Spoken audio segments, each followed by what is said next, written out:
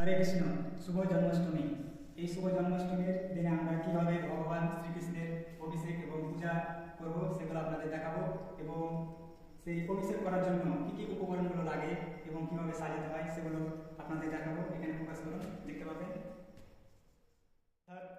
জায়ফল এবং জয়ন্তী এবং লবঙ্গ এই জল দিয়ে ভগবানকে স্নান করাবো। এরপর এরপর মধুপর্ক দিয়ে স্নান করাবো। এখানে আছে দুধ, দই এবং চিনি। এরপর আমরা সুগন্ধি তেল দিয়ে ভগবানকে স্নান করাবো। এরপর কাঁচা হলুদ, এই যে দেখছেন কাঁচা হলুদ, এই কাঁচা হলুদ দিয়ে আমরা ভগবানকে স্নান করাবো। এরপর সাদা তিল দিয়ে ভগবানকে স্নান করাবো।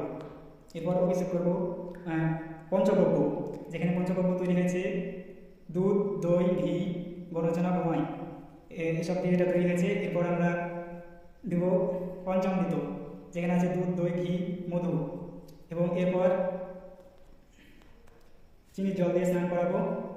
এরপর ডাবের জল দিয়ে স্নান করাবো, এটা হচ্ছে ডাবের জল। ভগবানকে ধুলি স্নান করাবো। এখানে আছে চালের আটা, ময়দা, চালের গুঁড়া ইত্যাদি। এরপর আমরা মধু দিয়ে স্নান করাবো। তারপর আমরা এই যে দই দিয়ে স্নান করাবো, এবং এরপর ঘি দিয়ে স্নান করাবো বা অভিষেক করাবো।